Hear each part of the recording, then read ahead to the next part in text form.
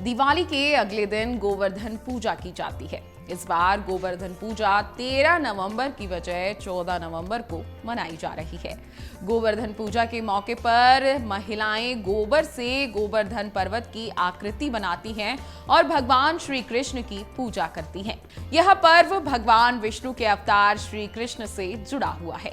साथ ही गोवर्धन पर्वत भी कन्हैया के बाल स्वरूप से संबंधित है। कन्हैया का बचपन गोकुल वृंदावन में बीता। गोवर्धन पर्वत भी वहीं स्थित है। जैसा कि हम सभी जानते हैं, गाय के गोबर से गोवर्धन पर्वत बनाया जाता है और इसकी पूजा की जाती है। लेकिन क्या आप जानते हैं कि गोवर्धन पूजा में गाय के गोबर का इस्तेमाल क्यों किया जाता है?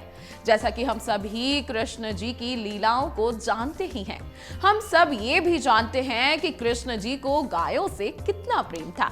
यही वजह है कि गोवर्धन बनाने में गाय के गोबर का इस्तेमाल किया जाता है। पूजा के दिन गोबर से श्री कृष्ण के गोवर्धन स्वरूप की आकृति बनाई जाती है। यह आप दीवार पर भी बना सकते हैं, लेकिन इसे जमीन पर बनाना बहुत ही शुभ माना गया है।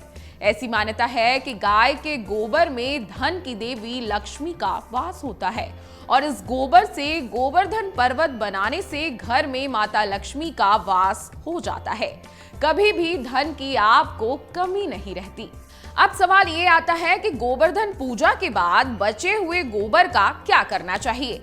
तो आपको बता दें कि गोवर्धन पर्वत में इस्तेमाल हुए गोबर का ज्योतिष में भी विशेष महत्व है और इसे पूजा के बाद भी सुरक्षित रखने की सलाह दी जाती है।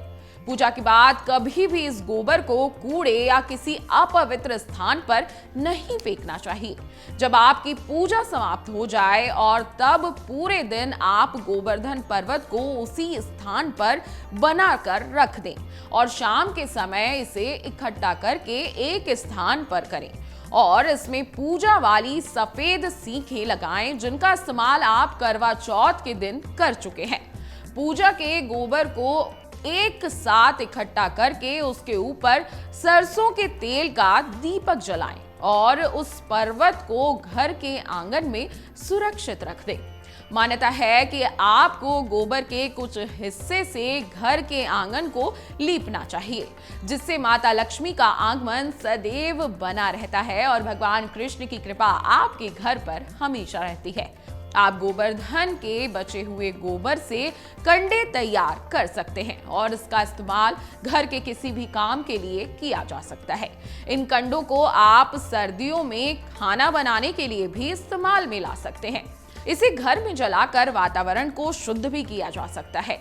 आप इन कंडों का इस्तेमाल अच्छी तरह से सुखाकर घर के गार्डन में खाद के रूप में भी कर सकते हैं।